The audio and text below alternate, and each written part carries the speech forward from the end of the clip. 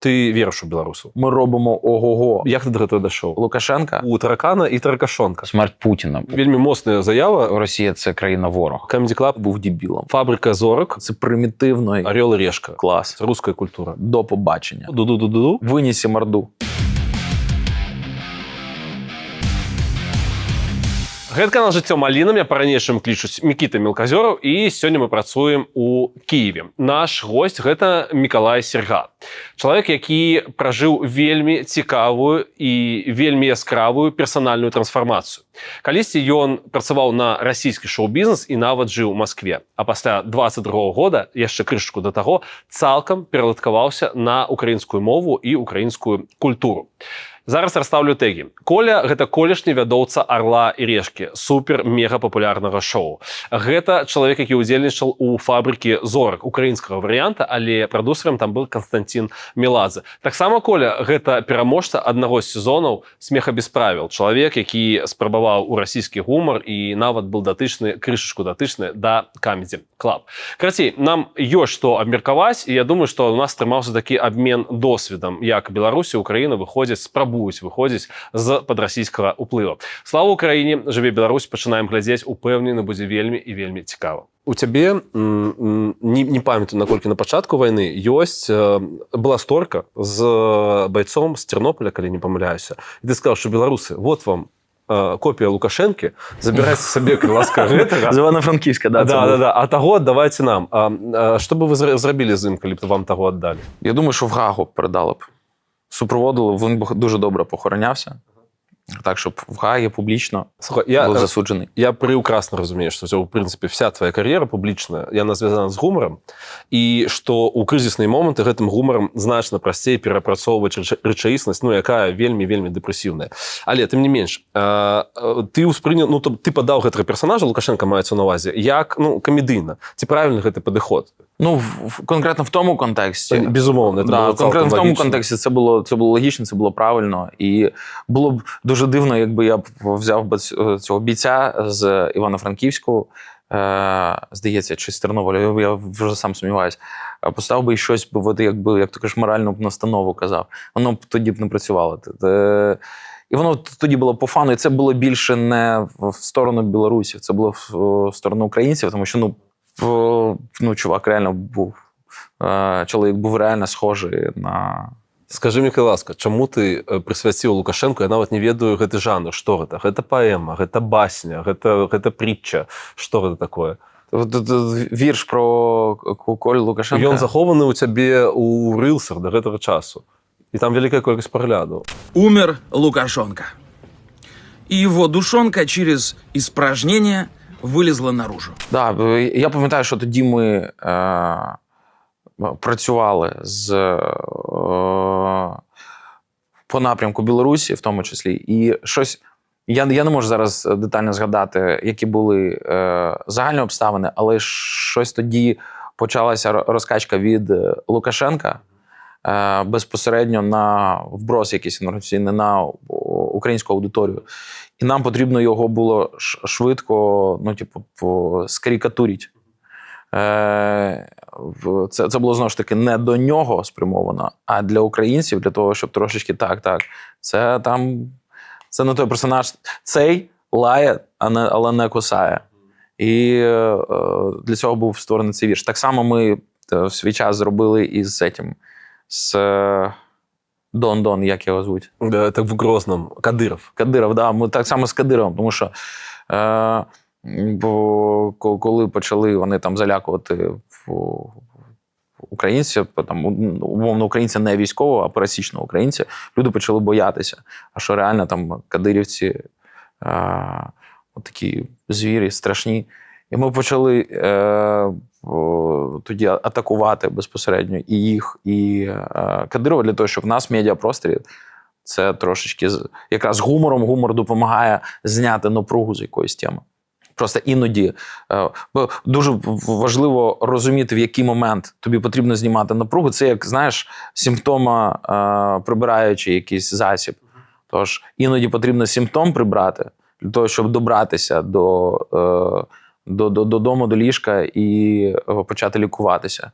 Але якщо прибрати весь час симптоми, то хвороба буде розростатися всередині і зробить тобі тільки гірше. Так що іноді потрібно гумором, а іноді потрібно йти глибше, діставати і провокувати через страх, через біль. Для того, щоб... Бо головна дія, щоб була протидія цьому. Там даволі великий об'єм тексту. Гэта як? Ти гэта ствараєш, записуєш і після нафіг з голови ці гэта речі, які застаються? Я навіть там шостим віршем, я зараз не згадаю навіть строчки. Я пам'ятаю, що там щось було про таракана. Умер Лукашонка і його душонка. Його душонка, да. Про те, що він покинув тіло, його, здається, туди не пустили. І то я вже не пам'ятаю. Через испражнение вилізла наружу. Ну, тобто там великий кавалок тексту, безумовно. Да, ну воно, знаєш, це ситуативно. Ти сідаєш, ти розумієш, є ціль, є задача, потрібно зробити. Робиш, потім є така приложуха, називається суфльор. Ти його просто зчитуєш. З цього суфльора в цей момент тебе пише відео, тому що таке навіть вчити не хочеться. Запускаєш, воно відпрацювало свою штуку, і ти забуваєш. Гляді, скажи, мені, ласка, як працювала твоя голова в той момент, що у виніку ти зробив так, що Бог перетворив Колю і його батьку у таракана і таракашонка. Як ти к этому прийшов? Ну, по-перше, є такий стереотип вусатий, що його тараканом називають. І плюс таракан – це щось таке, що викликає відразу, що втікає, що воно по якостям трошечки схоже. І що насправді такі, як Лукашенко, не плодяться там, де недостатньо світла. Включається світло, коли розбігаються. Я не вірю, не ведаю якось без релігії, але тим не менш, зрозуміло, що в рай такого чоловіка навряд чи пустять. Ці знайдеться для його місце у пеклі? Я просто не мислю категоріями раю і пекла.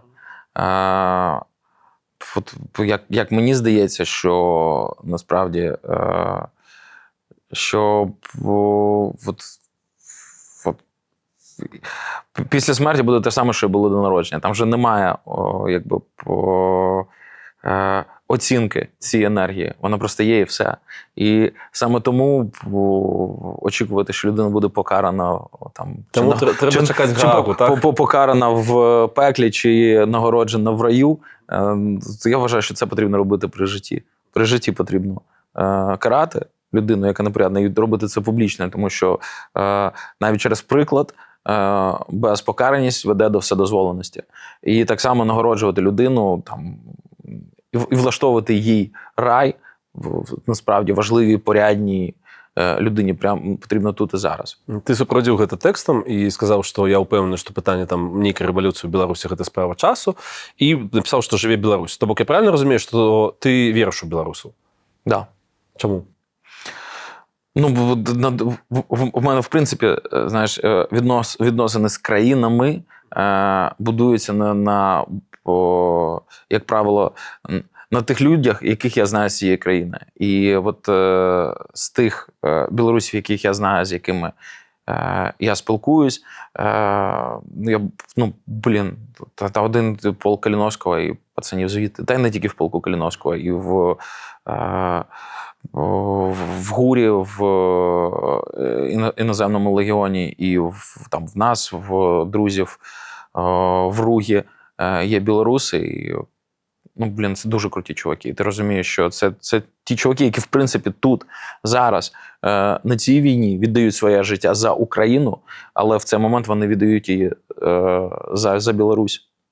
Тож для них важливо справедливість, важлива свобода, важлива демократія, важлива і в першу чергу, так як вони віддають це життя тут, для них це важливо не тільки для себе, а для їх оточення, для їх близьких, для їх дітей. Я правильно розумію, це люди дуже високого духу. Я правильно розумію, що при гэтым приблизно ось такого об'єму ці моці віри у росіян у себе нема? Ні. Чому, потлумач, будь ласка? Тобі неяк задавали питання, ці віриш ти в рашизацію Росії? І ти сказав, що ні, що чим більше стада, тим вищий тиск, тим... Я не вірю, що в Росії можуть відбутися якісь зміни без її розпаду. Тож, коли там просто занадто багато взагалі різних народностей, різних ментальностей зібрано під прапором Росії. І для того, щоб максимально все це урівняти, воно відмотане правила і інструменти до дуже низьких і базових рівнів. І чим потужніше розвивається вплив влади в їх інструментарії, тим нижче буде колективний, середній арифметичний розвитку. Тому що як тільки хтось буде переважати і розвиватися, це буде гаситися, тому що це може порушити цю систему. Тому це такі великі кайдани. Якщо вони будуть розірвані, а всередині вони не будуть розірвані, тому що там вже всі звикли до того, що вони мають бути нижче за систему. І тому мені здається, що ці кайдани можуть бути зруйновані тільки ззовні. Зовнішнім фактором, або має бути сильний імпульс ззовні, і тоді воно почнуться ті, хто перелякані, почнуть просто, знову ж таки, через страх, вони почнуть лякатися того, що насувається, і почнуть знизу підштовхувати це. І коли це все розпадеться, то далі і точка прийняття рішень, наприклад, по кожній окремому регіону буде знаходитися всередині цього регіону, то почнеться розгалуженість така. Я хотів би з тобою порозмовляти про порівняння братерства і сяброўства. Чому ти використовуєш ось ці порівняння, коли розповідаєш про Росію? Дружба, вона побудована на свободі. І коли тебе щось не влаштовує, коли твій друг тебе зрадив, підвів, то ти можеш сказати «до побачення». Було приємно спілкуватися до якогось моменту, тепер вже все. І можеш розійтися. І ніхто нікому нічого не зобов'язаний. В братерських відносинах, ми багато знаємо, Каїн і Авель, саме, вони ж браття. І в братерських відносинах я насправді, мені дуже пощастило з братом. Але я знаю різні історії, в яких у братів дуже погані відносини, і особливо, коли там якісь ситуації там пов'язані з матеріальним, починаються брати гірше за гірших ворогів стають. І кажуть, що з такими родними і вороги не потрібні. Так. Тому порівняння з що ми браття, з родиною, воно тебе ніби зобов'язує терпіти і йти на поступки постійно. І в тебе немає вибору, це ж брат. Тому я вважаю, що братських народів не має бути. Має бути дружні стосунки. І тоді, коли це дружні стосунки, то тоді кожен починає фільтрувати свої кроки і розуміти, чи після цього кроку в мене можлива дружба з цією країною, яка знаходиться поруч, чи ні. Слухайце, я настолькі ганаруся прачытаным Гаррі Поттерам па-польску, што пахвалюся гэтым і ў інтэграцыі. Скарыстаюся служебным становішчам, так бы мовіць. Па-польску 4-я кніжка называецца «Гаррі Поттер і чара огня». Сканчваецца наступным чынам. Як паведзел Хагрид, co ma być, to będzie, а як już to będzie, то трэба се з тым змежыць. Як сказаў Хагрид, што будзе, то будзе. І калі гэта адбудзецца, мы павінны сустрэцца з гэтым твар у твар. Прыблізны пераклад. Крацей, усё гэта хараство здарылася ў маім жыцці дзякуючы Polish for Belarus. Там, да рэчы, адзначаюць, што таксама будуюць не проста моўную школу, а свой сусвет. З яскравымі героямі, моцнай праграмай, традыцыямі, вялікім кам'юніці і гэтак далей. Наконт традыцыяў, Polish for Belarus сапраўды ладзяць летні і зімовы моўныя лагеры для дарослых, а таксама тэматычныя імпрэзы, напрыклад, дзяды і Анджэйкі. Хацелася б таксама распавесці пра цікавы бэкграунд яе дырэктаркі пані Хелены, якая пераехала з Баранавічаў у Варшаву, працавала ў IT, а пасля выйшла з яго аддзеля сваёй мары, то бок стварэння моўнай школы, але хаця без але. Я ўжо распавёў, таму што кажу, нагадваю вам, я карыстаюся сваім службовым становішчам. Яшчэ раз паведу, што ў Polish for Belarus вучаць студэнтаў з абсалютнага нуля да ўзроўня C1. Курсы онлайн, офлайн, індывідуальныя, групавыя і нават для карпарацыйных груп. Я ў свой час карыстаўся опцыяй індывідуальных заняткаў. Што яшчэ? Інтэнсіў B1, каб здаць дзяржэкзамен, абавязковы для атрымання карты паляка, рэзідэнцтва еўразвяза і грамадзянства. Тэматычныя гутарковыя клубы онлайн і офлайн. Больш за тое, асноўная мэта гэта стварэнне суполкі, і яна, мяркую, дасягнута, бо больш за 8 тысяч выпускнікоў, 1000 актуальных студэнтаў, для якіх ладзяцца моўныя клубы. То бок разам з навучаннем вельмі крута развязваецца праблема сацыялізацыі ў эміграцыі, перазборкі свайго атачэння і адаптацыі на новым месцы. Сярод выкладчыкаў, што таксама вельмі важна, і беларусы, і палякі. Да 31 кастрычніка па прамакоду Маліна дзейнічае вельмі добрая зніжка. Карацей, калі ёсць жаданне вывучыць польскі пад ключ, так бы мовіць, запрыгвайце ў апісанні відоса. І wszystko będzie w porządku.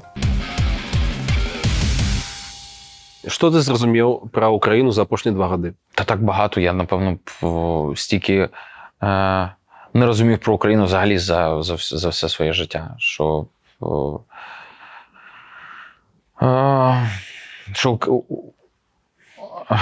знаєш, ти все одно вчишся любити з широко, знаєш, відкритими очима. Тож бачити не тільки якісь райдужні перспективи і сонце, але й бачити ніч, і холод, і мінуси, і слабкості. І це допомагає тобі зібрати картину цілком і зрозуміти, як в цій картині ти можеш бути корисним і доповнити її, щоб вона стала трошечки краще. Що ти зрозумів за апошні 2 роки про Росію? Ну, я зрозумів, що Росія – це країна-ворог. І що Росія в тому вигляді, в якому вона є, як імперія, вона небезпечна в першу чергу для України і, в принципі, для всього світу. І в тому світі, який би я хотів бачити, Росії не існує. Окей, що ти зрозумів за апошні 2 роки про Білорусь? Що білоруси нової формації – це дуже потужні люди, і з якими нам по дорозі. Тому що багато з вас знаходяться тут і знаходяться в найтяжкіші моменти, підтримують Україну, підтримують свою ідею Білорусі, якою вона має бути через конкретні дії тут. І для мене це серйозне відкриття і, знаєш, як то кажуть, отак. Я хотів тебе запитати про російську культуру, у яку ти був вельми моцно інтегрований. Наколькі я розумію, це все розпочалося з гумору, з Ліги сміха. Ні, почалося це. Я в Лігі сміха не був ніколи, до речі. Я блутаю просто назви цих проєктів, напевно. Сміх без правил це був. Прошу пробачення. Та-та-та. А основне юнацьке таке кохання, це любов, це КВЗ. КВК ви його називаєте. КВК, КВН. Вот, КВЗ, клуб веселих і знаходливих по-білоруську. Ти казав про те, що агулом зараз ти розумієш, що це шоу, яке розвиває ксенофобію, не помиляюся. Да. Потлумач вельми на пальцях, просто потлумач. Так, капець. Я можу сказати, що я декілька разів інтегровувався в Comedy Club саме в основний в Москві. Мене Гарік Мартиросян запрошував 2. І я перший раз прийшов, він все дає мене там автори, все пишіть, давайте якісь формати, давай вже виступати. І я приходжу, я сиджу з ними, я розумію, що я якусь даю тему, ні, це не працює, давай так. І от якось в них є набір, широкодіапазонний набір кліше, які вони використовують. І воно виторгається. Я просто, я через день пішов, пішов і більше не приходив. А потім через час думаю, ні, все ж таки спробую ще раз. Подзвонив Гаріку, кажу, так і так. Він каже, да, я тобі радий, приходь. Приходжу, і така сама історія, я підходжу, кажу, слухай, не можу. От просто не можу і все. І я тоді не розумів, чому я не можу. А потім вже починаючи аналізувати, що відбувалося, які теми були пріоритетними, як воно будувалося, на яких ходах, на яких стереотипах, на яких відношеннях там, до людей, які ситуації між людьми піднімалися, як то кажуть, під прожектори. І я розумів, що це все веде суспільство до... А потлумач, Миколаївська, от збиває фінальний винік, ось приукрасний для їх винік, це який приблизно чоловік? Можеш його описати? Ідеальний глядач, ось, наприклад, ось того, що він там робить. Такий був... Є таке слово «скуф». Молодівий, да. Да. Молодіжне.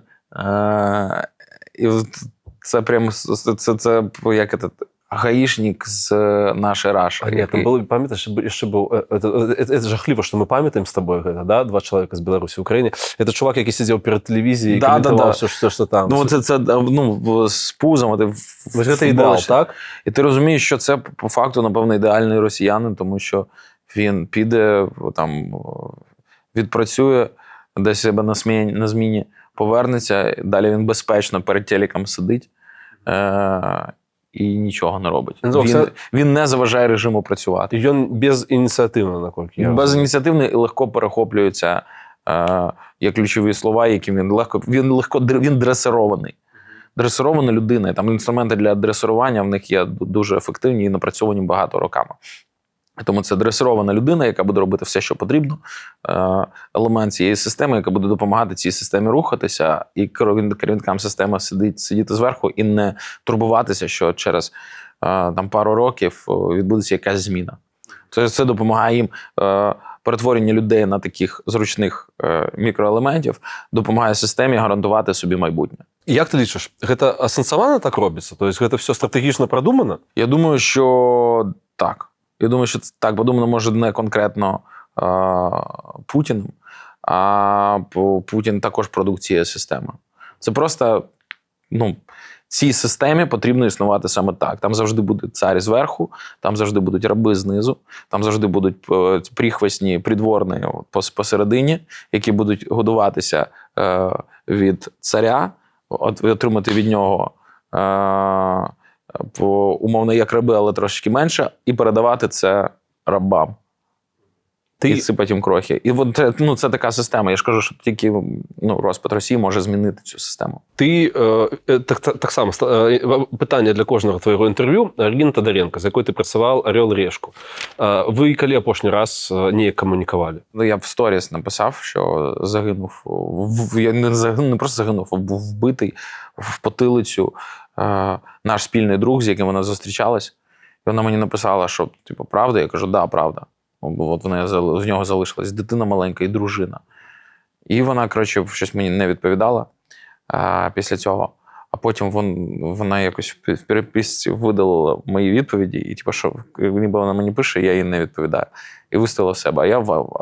А я просто зробив, коли вона мені написала, я тьоті зробив скрін, відправив. Кажу, ого, прикинь, хто написав мені. І в мене був скрін вже з моїми відповідями. А їх постфактум вставити не можна. Я виставив цей скрін і записав звернення. Після цього відповіді не було. Коли коротенько формулювати твоє ставлення до цього чоловіка, це як? Та ніякого зараз немає ставлення. Я, як до середньостатистичного росіянина. Напевно, не середньостатичного російського пропагандиста, тому що все ж таки в неї велика аудиторія, які вона транслює інформацію і відношення. І від її відношення залежить в тому числі думка цих людей, які слідкують. Тому я вважаю, що вона ворог України. Питання. Як ти лічиш, Орел і Решка – це культовий проєкт? На сьогоднішні мозги. Я розумію, що ти був щасливий там працювати, коли це був 13-14 рік, і пік, напевно, твоєї познавання. 18-19, так. Так. По морям там був сезон, наскільки я пам'ятаю. Так. Культовий. Я просто слово культовий не обрав. Культовий – це Queen. Це не богемська рапсодія, я згоден з тобою. Це дуже успішний, потужний проєкт. Реально потужний і впливовий. І дуже, дуже крута штука, що зараз Орел і Решка знімається для Казахстану. І там умова контракту виключно казахською мовою. І я прям коли побачив, я думаю, клас. Якби раніше ми всі роздуплилися і знімали його тільки українською, було б цікавіше. Comedy Club, я блитую знову, вибачаю, назви проєктів. Ти удільничав у «Убойний»? Ні. «Сміх без правил», а потім «Убойна ліга». «Сміх без правил» – це праймовий Павел Воля і небожчик уже Турчинський. Як ти до Павла Волі ставишся? Та погано ставлюся до нього. Уже тоді чи з тягом часу? Тоді я до нього класно ставився, мені подобався. А як яны да цябе ставіліся? То бок ты малады пачатковец комік, і яны цябе бяруць у галоўнае рускамоўнае гумарыстычнае шоу. Было неяк там зверху вниз, ці вот Гарік Мартиросян нармалёва апцыянальна да цябе ставіць? Ну, з Гаріком я пізніше познайомився. Це на фестивалі в Камеді, там у мене була якась імпровізація. І я був гостем, і була імпровізація. Дуже вийшло потужно. І після цього власник Comedy Club, він був в залі, він сказав Гаріку, так, він нам потрібен. І Гарік зі мною зв'язався. До цього я з ним не пересікався. А по волі, то з волі я майже не спілкувався. Хоча колись він приїжджав в Київ, це було якраз період «Сміха без правил», і він навіть в мене вдома був, заходив, я йому грав з пісні на гітарі. Він тоді музикою сам займався. Не знаю, в мене з ним так комунікації особливо не було. Сказати, що він надмінний був якийсь. Та, напевно, не було ситуації, в якій би це проявилось. Я не знаю, чи був він, чи не був. Я себе взагалі там відчував трошки самозванцем, тому що мені було 18 років на той момент, а наймолодшому учаснику було 25. І я якось так проскочив, що я сам не зрозумів, як це відбулося. І тому я ходив, в принципі, тише трави, тише води, ніже трави. І для мене, це ставлення, як салага, воно було по замовченню. Я реально себе відчував тоді салагою. А далі, вже коли почалася повномасштабна війна, і я зрозумів силу пропагандистської цієї машини, то, звісно, я зрозумів, що воля волею або неволею є одним з найефективніших інструментів цієї пропагандистської машини. Слухай, гэта вельмі моцная заява. Ты сказал, што Comedy Club гэта сапраўды потужна, это по-украінску вже. Гэта сур'ёзны вельмі інструмент пропаганди. Так. Чому? По-перше, як ти кажеш, навіть з зовнішніх ознак, якщо взяти, то Comedy Club належить до Газпром Медіа Холдинга. Газпром Медіа Холдинг, ми розуміємо, кому належить. І вони розуміють, що купляючи такі серйозні проекти, впливові, вони впливають на думку певного сегменту населення. І далі вже просто спускаються наративи, як обов'язкова рамка, і вони думають, як з цими наративами зробити продукт смішний, забавний. Та я думаю, що там навіть без цих наративів все нормально в них іде. І там такі проекти, це ж також Comedy Club, по факту. Що було далі? Це ж medium quality. Ти був адептом, до речі, ось творчості менавіта? Тобі було смішно? Що було далі? Так. Ніколи.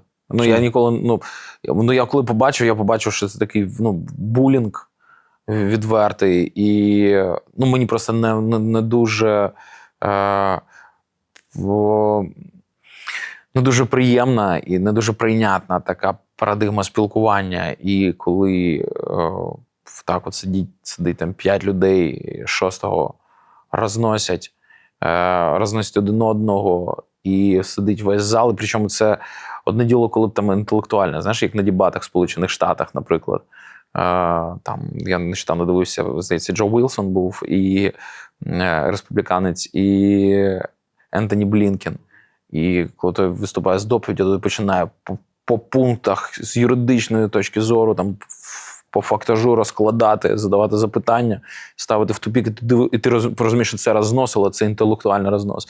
І ти дивишся, і ти хочеш повторити для себе ці складні комбінації і вміння бачити такі деталі.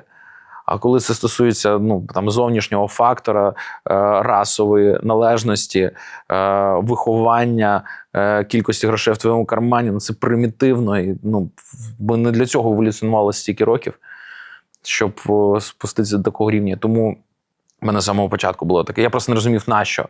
Я не розумів, нащо цей проєкт так активно робиться зараз цією структурою.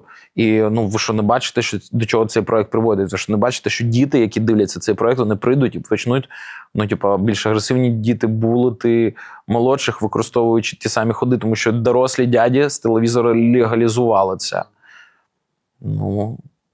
А як характеризує країну, у якої шоу подобного кшталту має настільки великий поспіх? По-перше, це тоталітарна країна.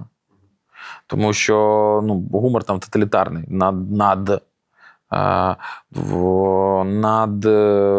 агресивний, людина стає домінуючою.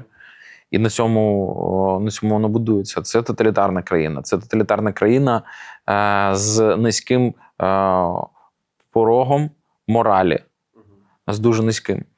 Це країна, в якій знання і інтелектуальність, інтелект не є цінностями і є скоріше вадою. І чим нижче ти спускаєшся, тим вище в тебе діапазон, який тобі і набір інструментів, які тобі необхідні для того, щоб вижити в цій країні. Жити і бути, як то кажуть, преуспіваючим. «Фабрика зорок». У вас сезоном был продюсером Константин Меладзе. Да.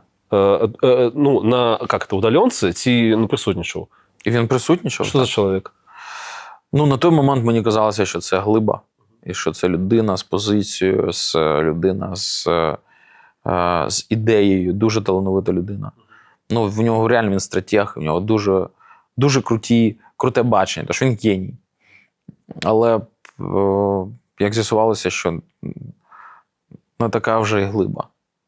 Коли почалася війна, і з'ясувалося, що це людина, яка боїться, і за своє майно, яке знаходиться в Росії, або за майно, яке знаходиться в Україні. Тому максимально сіро і невизначено, і перечекати. Ти знявся в вельми крутим, я не знаю, документалках, це треба назвати, напевно, окупація у стилі поп.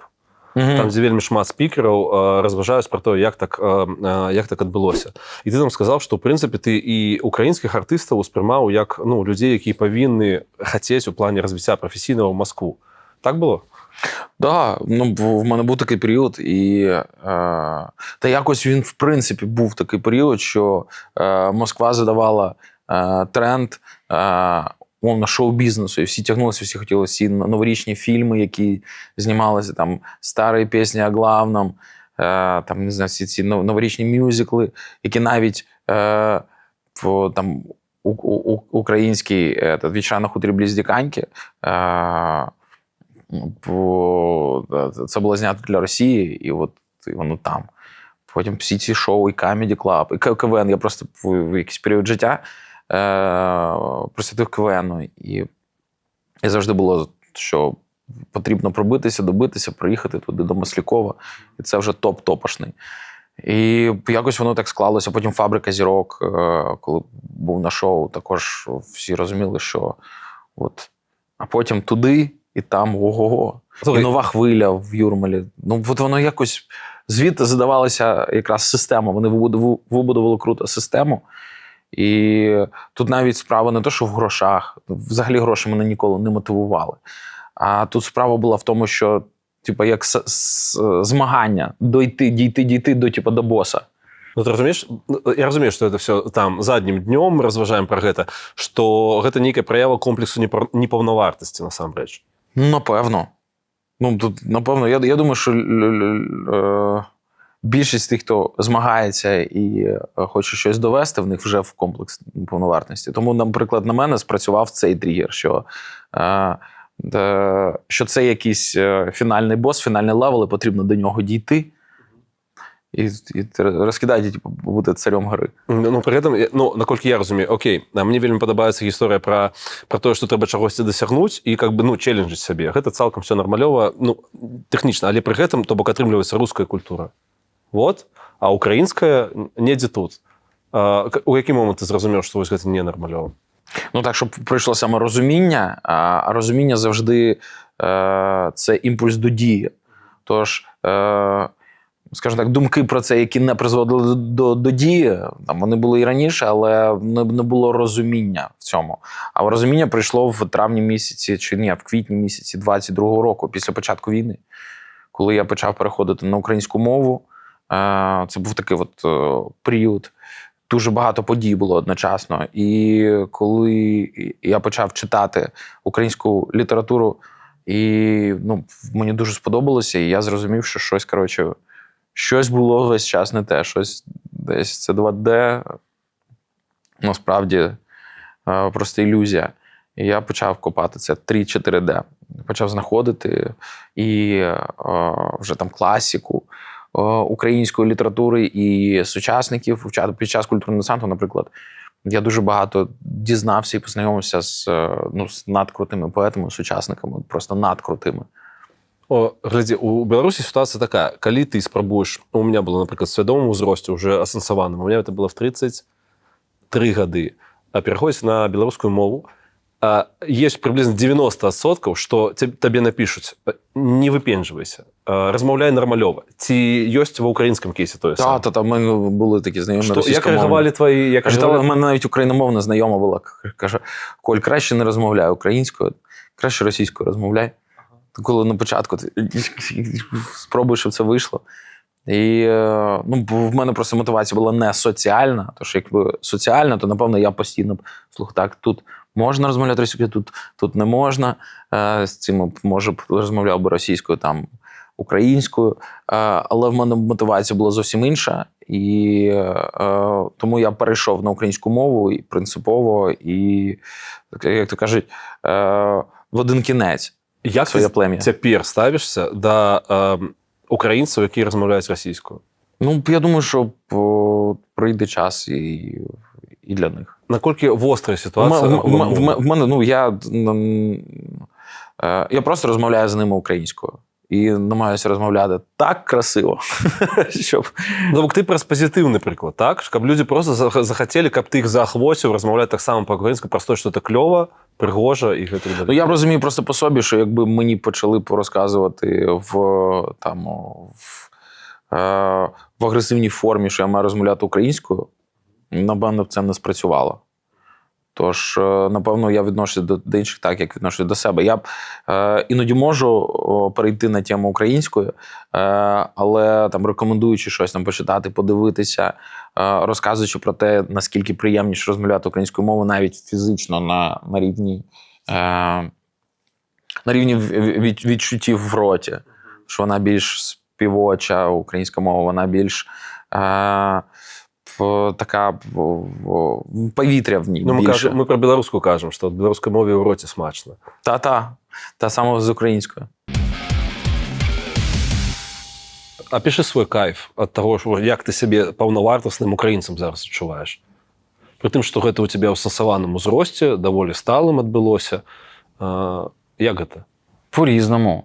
Знаєш, і більше радості від того, що пов'язано з Україною, з різних перемог всередині суспільства, коли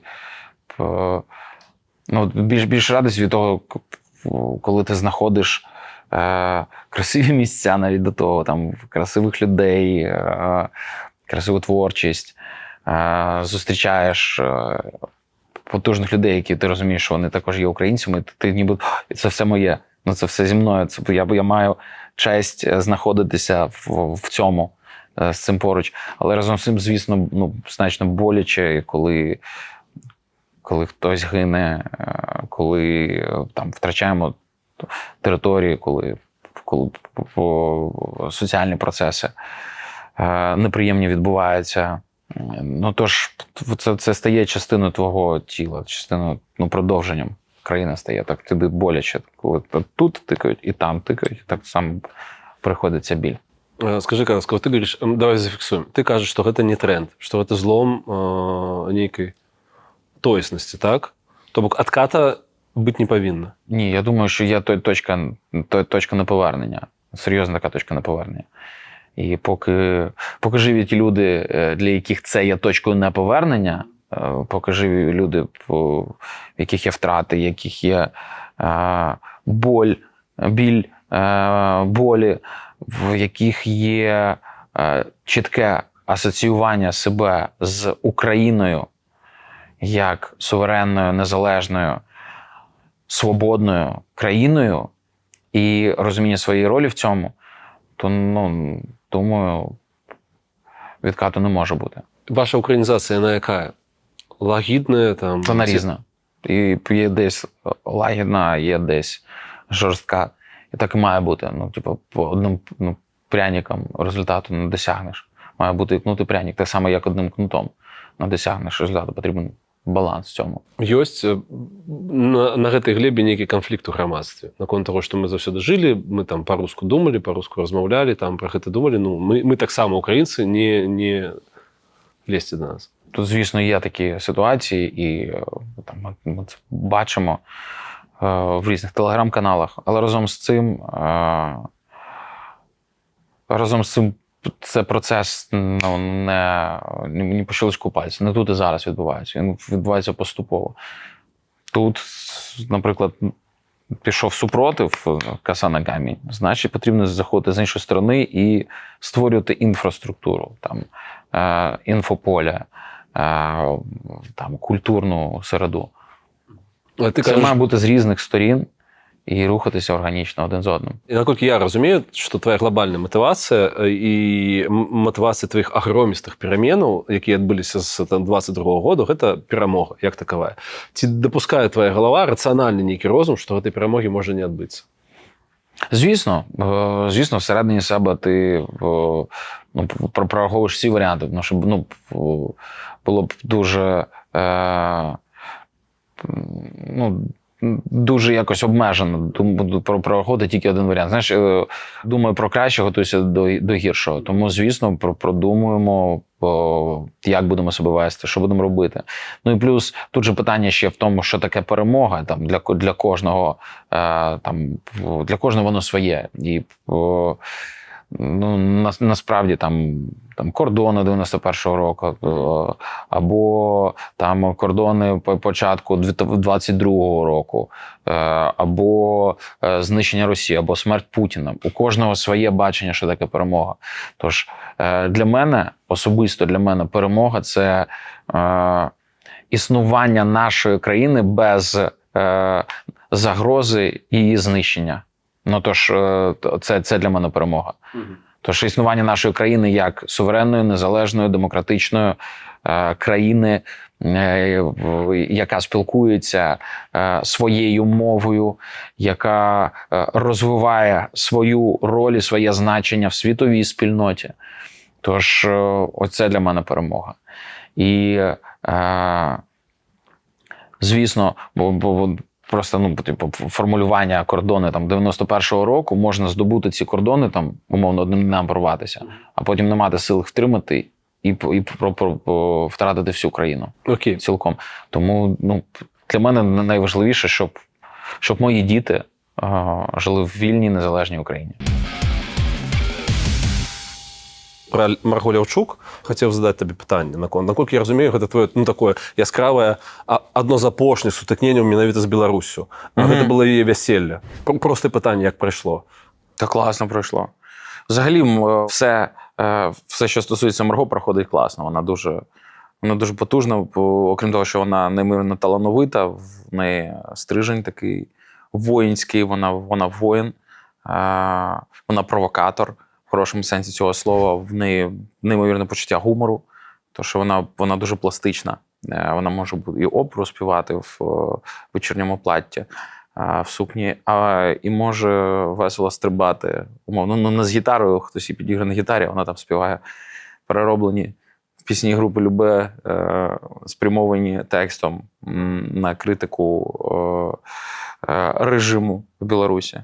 Тому з нею буде задоволення працювати, плюс вона дуже працелюбива, вона працює стільки, скільки потрібно. Як агулом у вас знайомство зникло з Лявчук? У нас є спільна знайома, яка сказала мені, що в неї є така подруга Марго Лявчук, вона дуже крута, талановита співачка, і що хочуть нас познайомити. І познайомила ти нас. нічого не відав про її? Ні. Ні, вона мені показала кілька відео, якраз там було дуже круте відео «Красної зелені» застольна пісня. Це моя улюблена її пісня, там, де дед дає загад вперед, а ніхто, блядь, не йде. Дед дає загад вперед, а ніхто, блядь, не йде. Це моя улюблена строчка, і я прям кайфував, коли ми працювали на Харківщині, там біля кордону з бійцями. І я прям чекав цю строчку, тому що ця строчка завжди розривала. А ти можеш мені потлумачити, Што яна выконвала в асноўным для того, каб мэчыцца з байцамі? Гэта была і опера ў тым ліку? Ну, по-перше, для того, щоб мечитися, вона дуже круто починала з білоруської мови, говорила про важливість білоруської мови для білорусів, а потім переключалася на українську мову і розмовляла абсолютно чистою українською мовою. І це вже мечило. І це вже повага, ти розумієш, що Україна знаходиться всередині її серця. І далі вона співала щось кумедне, там, ну, наприклад, ту саму «Застольну». А гумор взагалі дуже, дуже круто об'єднує людей, він дуже круто мечить. Тому спочатку мова, потім гумор, потім вона співала щось з опери, з професійного репертуару звідти, з Литви, те, що там виконувала. І в кінці вона співала куплінку, розказувала історію цієї пісні і важливість цієї пісні для свідомих білорусів. Я так разумею, што вы выступаеце в максімальна бяспечных месцах, на якія могуць дазволіць себе там приблизна нулі, то бок гэта там нейкі бліндаж ці яшчэ што-небудзь, і опера. Як гэта Класно. Ні, ну, напевно, якби приїхав, знаєш, типовий такий оперний співак, от як в костюмі, розвалював, може, воно би не сприйнялося. Хоча воно би сприйнялося як явище, тому що, ну, це парадоксально. Ти сидиш тільки з позиції, вийшов, і тут приїжджає хтось і співає оперу. І ти цього оперу десь бачив по телеку, і то, як правило, довго не затримався. Хоча, ну, зважаючи на те, що у нас армія народна, і у нас в армії дуже багато людей, які не типові, скажімо так, для армії в значенні всього світу. Ну, типу, от, ті люди, які, ну, здавалось б, в армії не мають бути. Там музиканти, артисти, поети, журналісти, доктори наук, винахідники і так далі. Ну, тож, там, от у нас, наприклад, ми перед поїздкою в Америку знайшли дуже потужного бійця, який з 24 лютого відвоював, він на мінометах працював, а він взагалі 20 років пропрацював на ООН як дипломат, і як радник на виборах в Ефіопії, в Сомалі і так далі. Там 5 мов він знає ідеально, в нього PhD в Маастріхті і так далі. Ну, тож, ну, ти якби ніби людина, ну, не типова для армії. Вам уже нема чому здивлятися, так? У так, і тому я просто до того, що, ну, коли приїжджає оперна співачка чи оперний співак і починає співати, то як мінімум декілька знаходяться там за день пооцінювачів опери. Тож ті, хто там ходив в оперний, може навіть регулярно, і хто захоплюється нею, і хто розуміється на ній. Я разумею, што Маргарыта Ляўчук, і гэта абсолютна правда, чэмпіёнка Великага княства Літоўскага па софт-скілам і знойдзе там контакт з любым чалавекам. Але тым не менш, калі байцы украінскія в асноўным дазнаваліся, што гэта жанчына з Беларусі, як яны рэагавалі? Так класно реагували. Тож все ж залежить, ну, від багатьох факторів. По-перше, те, що вона приїхала, те, що вона тут, вона не просто десь на словах підтримує. Бо багато наших є громадян українських, які підтримують десь на словах, і да-да-да, я з армією, тільки не чіпайте мене. А вона приїхала, вона така тендітна дівчина, ну, зовнішньо, тендітна дівчина, гарна, талановита. Причому талановита не просто типу, талановита, а талановита і професійна, тож її талант розвити до високого рівня, і вона, це дуже складно її сховати. І тут вона приїжджає, вона знаходиться там декілька кілометрів від кордону з країною-агресором, і вона тут в бліндажикі, приїхала, співає з відкритим серцем, ну як її можна, ну, сприйняти не так. Ці змяніла твоє знайомство з Ляўчук, твоє ставлення до сучасної Білорусі ніяким чином? Ну, саме до білорусів, які... До тих білорусів, які за свободу Білорусі, які за справжню Білорусь. А можеш зафіксувати гэтай кропки? Ось початок, да, того, як ти познайомився з Ляўчук, і після, коли ти довідався? В мене, да, просто до цього це було от в зоні, знаєш, терра інкогніта. Тож я розумів, що є велика кількість білорусів, які зараз змушені жити за межами Білорусі, за кордоном Білорусі, і які чекають моменту, коли можна буде Білорусь повернути собі. І до цього якийсь період я слідкував за Міхалком. Ти його одночі навіть цитував. Так. Він мені дуже подобався, а потім я зрозумів, що він якось зі слоганами, але без моралі, як то кажуть. І розчарував мене в цьому. І потім я почав знайомитися з пацанами, з бійцями з Білорусі, які воюють за Україну. І це неймовірні люди, дуже різні, як би сказати, дуже віддані справі. І ти розумієш, що дуже вмотивовані. І вони тут, вони воюють за Україною. В мене такий, знаєш, безкордонний респект до них був. Але все одно це одна категорія, це воїни. А потім я познайомився з культурою. Через Марго я познайомився з культурою, сучасною білоруською культурою і з тим, ну, грубо кажучи, як в культурному десанті, з бойовою культурою. Тобто з тим, що цілеспрямовано працює на досягнення шляхетних цілей. І тому, ну, плюс вона мене почала знайомити з різними людьми, там, віртуально показуючи, розказуючи з гуртами. І я, як, знаєш, Буратіно, який холст пробив. І,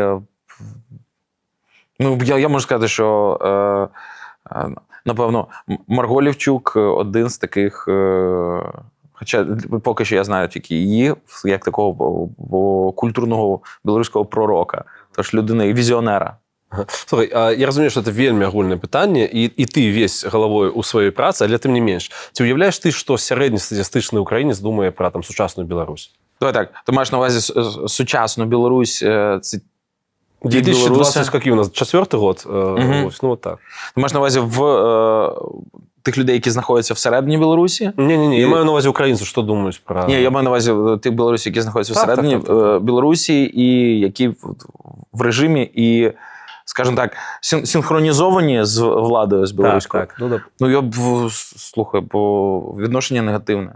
Ну, тому що є образа, тому що, ну, якщо до росіян в першу чергу це злість, гнів, ненависть, на Білорусі це в першу чергу така образа. Ну, от коли тебе зрадили. Ну, типу, ну як же ж так? Ну, слово таке підстава, так? Підстава, так. Коли ти кажеш, що культура – це зброя любої нації, любої країни, накольки ви зараз добре озброєні? Скажімо так, в нас є дуже круті технології, які тепер потрібно поширювати і множити. Знаєш, це як з точки зору винаходу ми знайшли дуже круті речі. А з точки зору тепер того, щоб це ефективно працювало і дійсно запобігало нападам як ППО від ракет, так від культурних атак, інформаційних атак, це потрібно множити. І це потрібно методологізувати. Ми цим займаємося. Методологізуємо, потрібні люди, які будуть готові це приймати на озброєння і активно діяти. Культура, наскільки я розумію, що вона просто формулює і назапашує певну кількість сенсів, вельми важних, на яких і стоїть нація. Так і є.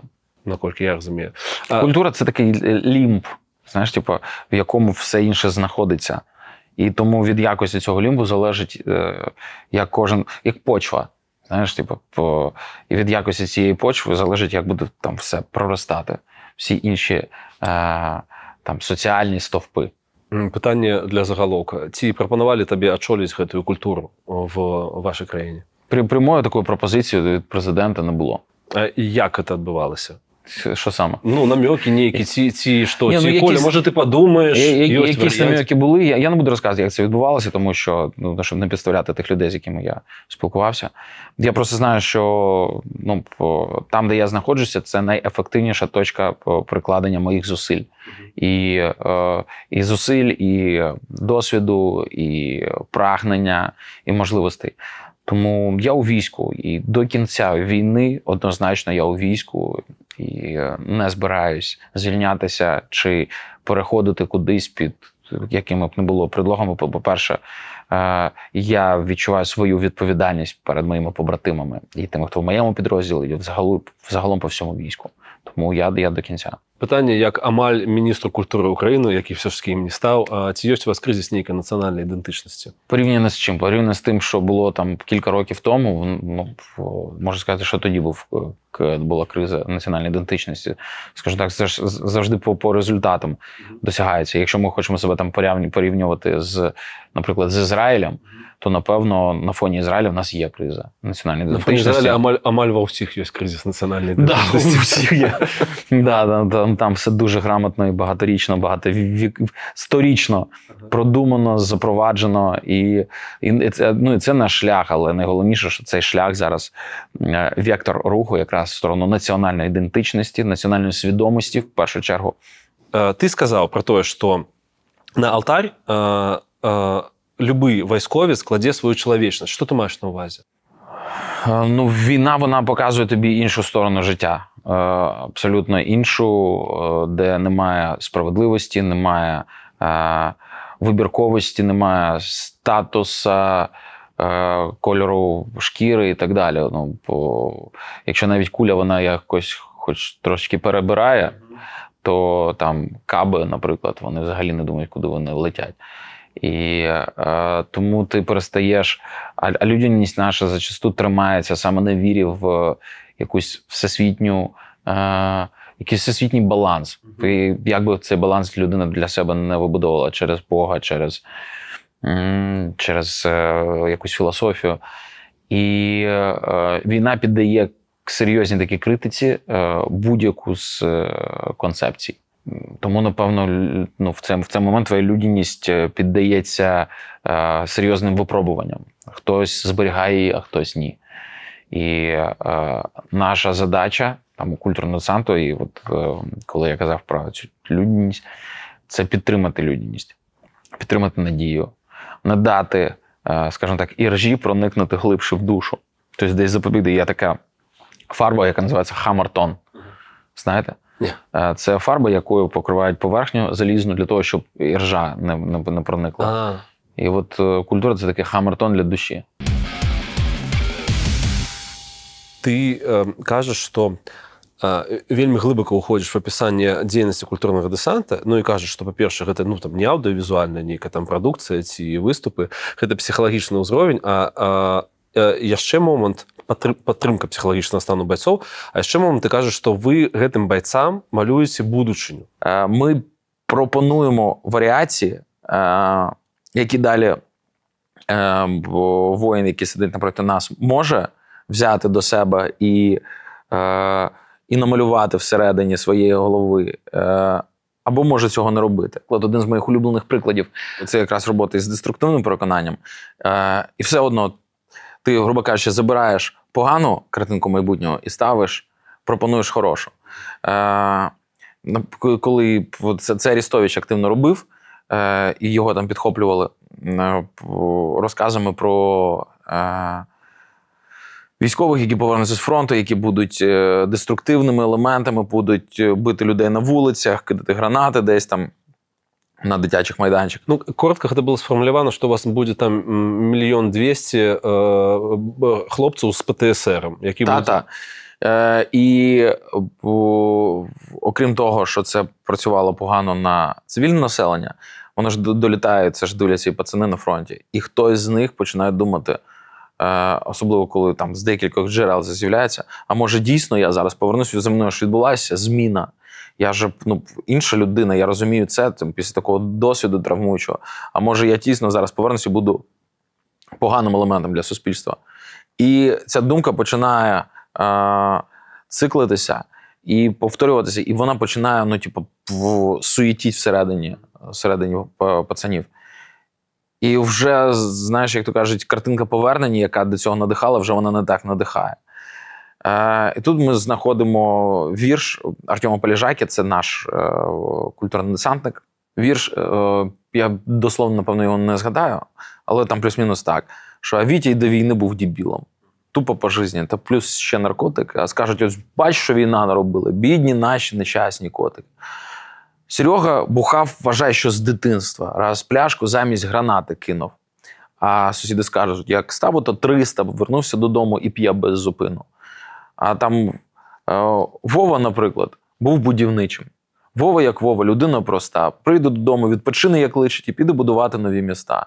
А там якийсь Олег, був садовником, повернеться додому, і вулиці міст, що збудує Вова, там Олег засадить деревами і квітами.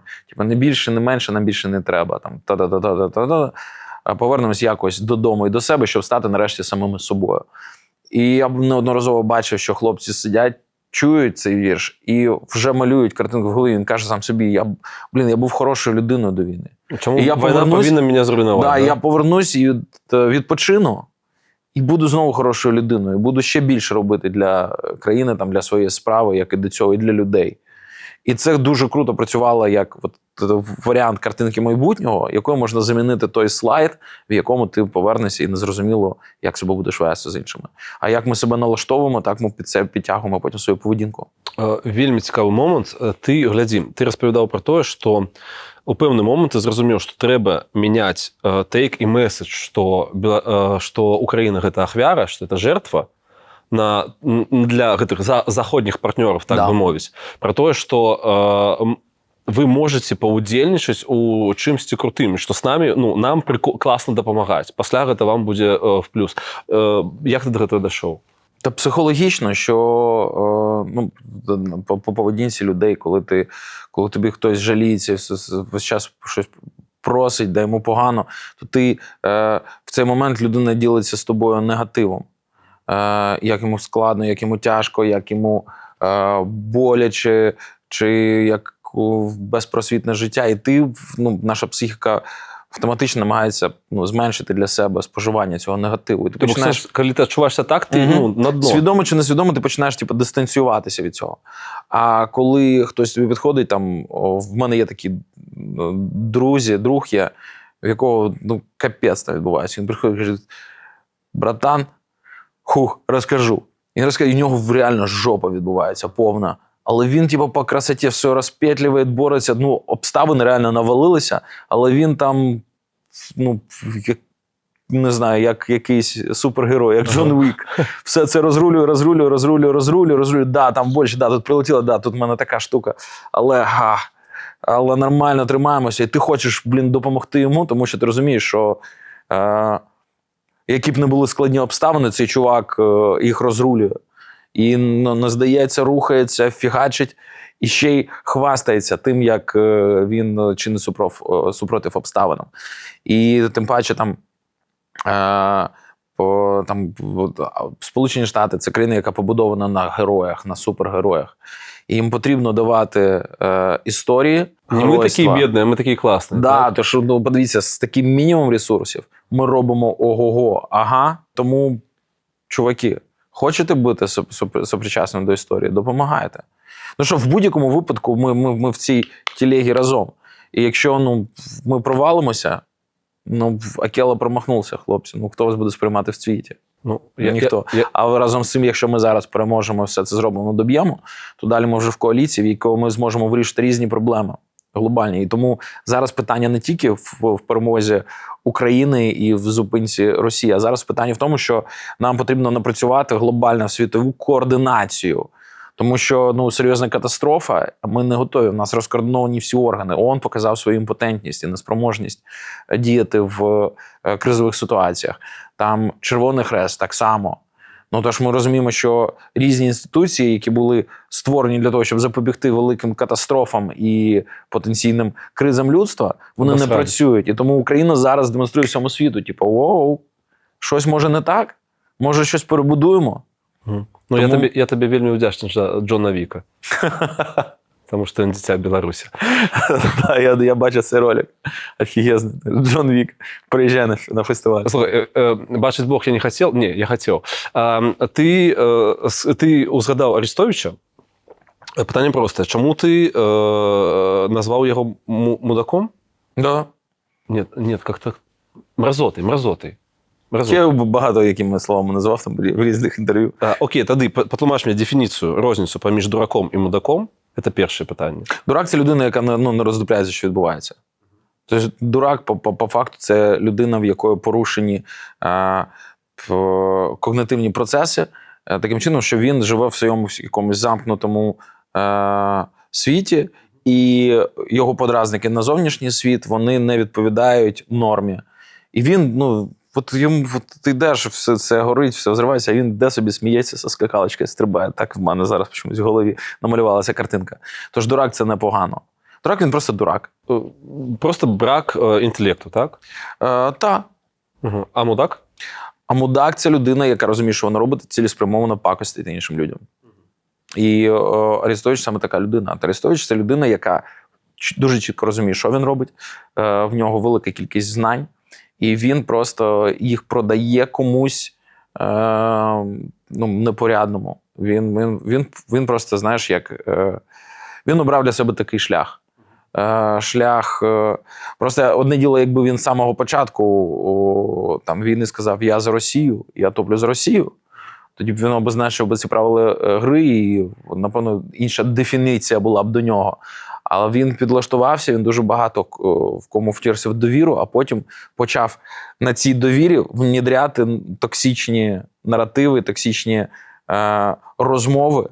І виходить, що багато з тих людей, хто йому довіряв, особливо є такі люди, яким дуже складно відрізати від себе джерело інформації чи емоції. А він же користується емоціями, він же постійно тебе тригерить на яскраві емоції.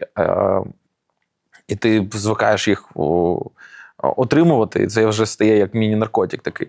І потім ти шукаєш, як ще їх здобути. І він багато людей попідсаджував на цю тему і починає сіяти. Він дуже починає, він вже довго продовжує деструктивні наративи. А ти які люди ходять і ретранслюють потім. І він за Росію ти лічиш? Я вважаю, що він за Росію. Навіть якщо фізично платить йому хтось не з Росії, а просто якийсь сепаратіст з України, кому вигідно просувати ці наративи в Україні, то все одно це така ж повістка дня, як і в Росії. Патлумач мені, будь ласка, що за українців за ставлення до Івана Дорна зараз? Поваги однозначно немає. Якось він, знаєш, як Капітошка, як це називався, як без хребета. Такий, вот этот шарик з водою. От мені здається, таке саме стало. Шпуньк. Та щось Ваня не зрозуміло. Хоча, може, просто якось раніше у мене було, я захоплювався його талантом, я захоплювався тим, як він вибудовує свій бренд. З точки зору артиста, я захоплювався його талантом. Зараз просто талант має далеко не первісне значення. І як з'ясувалося, що окрім таланту там нічого і немає. Характеру немає позиції, немає мужності. Бо навіть там відео було, де він щось виправдовувався, я подивився це відео, і це було не вибачення, ніби він хотів вибачитися, але це не вибачення, це просто виправдання. Ти розумієш, що якщо немає бажання вибачитися, то що немає розуміння, за що вибачатися, але дуже хочеться, як ви пом'якшити ставлення до себе, то це трошечки ліцемір'я. Тому він, як то кажуть, не агресивний, він капітошка. Він є там і є. Угу. Хай буде. Слухай, гэта правда ці жарт, што табе прапанавалі на перавыхаванне лабаду в культурны дэсант? Да, пропонувало. Запропонували. Миколай, бери Светку, і на ноль. Дуже хочу виступати на фронті. Я сказав, що в мене великі сумніви, тому що ми несемо відповідальність за артиста, якого привозимо. Тому що, якщо ми привозимо, культурний десант – це знак якості. Якщо ми привозимо когось, і хтось фігню робить або використовує цей простір, використовує військових для того, щоб піарнутися десь, то це наша провина. Ми це не догледіли, ми цьому не запобігли. Тому я сказав, особисто я проти, бо я не бачу контексту, в якому це може вбудуватися. І я почав спостерігати за тим, що і як вона робить, тому що реально Лобода з'явилася і сказала, що хоче вибачитися. Вона в якомусь інтерв'ю казала про вибачення, і казала про те, що хоче, от вона зрозуміла, що Україна – це її дім, і вона хоче жити для України. І в мене був період, я працював в Росії, досить довгий період, і я розумів по собі, що в якийсь момент з'явилися там обставини, інформація і інше розуміння, і мій старий світ просто був зруйнований. І я зрозумів, що для мене дуже цінна Україна, дуже цінна, і це стало зараз сенсом мого життя. Тому що в мене є справа і більше нічого. І я подумав, а може в неї також якісь відбулися переосознання. Але і став спостерігати. І з'ясувалося, що не відбулися ці переусвідомленості. Що вона хотіла повернутися такою, якою вона є, коли їй сказали, що ні, така не підходить. Вона каже, тоді ви мені не підходите. Це ви погані, а не я. А так не працює. Напевно, якби вона щиро для себе визначила, що реально стара парадігма не працює, потрібно вибудовувати нову, і зруйнувала би своє его і почала будувати з нуля себе, вже під ці обставини, враховуючи там свої помилки і що її спонукало на ці помилки, враховуючи, чого хочуть та аудиторія, до якої вона звертається, то, напевно, в неї все вийшло. Але це не відбулося. Тобі ж у виніку творчості твоєї Світлана Лобода спотребилася? Да. Це такий 13-й год, так? Знаєш, я як то поставив не на ту. Тому що коли я писав цю пісню, спочатку я хотів про Настю Кам'янських написати.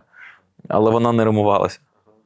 Настю Кам'янських дуже складно приримувати до чогось. До якогось слова, і навіть до слога. Скіх Настя Кам'янських, ні, не працює. А ду-ду-ду Лободу, воно прямо як річовочка така. Дуже легка, дитяча, як дитячий вірш. Тому воно, напевно, і пішло.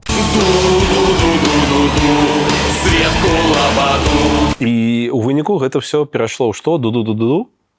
Сустренем морду, так? Нешта такое. Да. Ду-ду-ду-ду-ду, вынеси морду. Як змінилося твоє ставлення до страху за апошні годи? Змінився він. Знаєш, в мене якось страх, в першу чергу, за моїх людей. Це, на особисте, знаєш, якось по собі, будь-що буде. А от коли там відбуваються якісь зміни там,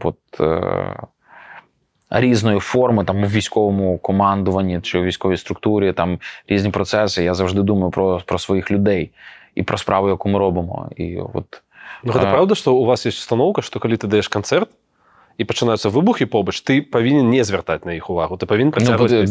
Дивлячись, де вибухи. Якщо воно десь там виходить чи приходить десь в безпечній зоні, зрозуміло, що ніколи кінжал мимо там носа прилітає. Все одно, коли ти розумієш, що, наприклад, якщо починають крити кудись близько до тієї локації, то це твоя відповідальність, перше сказати, так, воздух. Першим сказати, так, розсосредоточились, тому що ти відповідаєш не тільки за себе і за команду, яка з тобою приїхала, ти відповідаєш за тих людей, які зібралися на твій захід. Окей, розумію. Тому має бути все максимально безпечно. Вони прийшли відпочити сюди і, тому вони мають відпочити. Як змінилося твоє ставлення до смерті? Та якось вона стала ближче. Знаєш, коли її стало багато поруч, я її поважаю. Я поважаю смерть. І я її не збігаю, але разом з цим не шукаю з нею зустрічей. Як змінилося твоє ставлення до життя? Я почав вчитися, я вчуся любити його наново, знаєш, в новій якості, тому що в якийсь момент в мене була така якось розчарування в житті. Я якось іншим собі його уявляв. Тінь Бога, в мене навіть пісня про це є. А зараз почав любити попри все. Просто що воно інше, воно не таке, але від цього не менш цінне. Може, навіть більш цінне. Тому що ти тоді, коли ти бачиш темні сторони його, то то ти в його ближче впускаєш. А без війни його легче було любити це життя? Так. Так. Втомився, полетів на Балі. Знаєш, втік, а зараз ти вже втікти не можеш. Ага. Зараз відповідальність, зараз іноді дуже складно, а ти розумієш, ні. Комусь ще складніше за тебе. Життя малина? Але, знаєш, малина, але така з землею. Тож для того, щоб відчути смак цієї малини, потрібно хорошо постаратися відмити, відтихнути, знайти правильний її ракурс. Зрозуміло. Дякую, велике. Дякую вам велике. Вялікі дзякуй, што паглядзелі гэта інтэрв'ю да канца. Калі для вас бяспечна, калі ласка, падпішыцеся на наш канал і на наш сайт праект «Загляне сонца». Ну і агулам, сапраўды, калі вам бяспечна, дапамагайце беларускаму ютубу і давайце ему там нейкую увагу. Каментары, лайкі, падпіскі, шэры, гэта все будзе вельмі і вельмі здорава. Слава Украіне, жыве Беларусь, пакуль.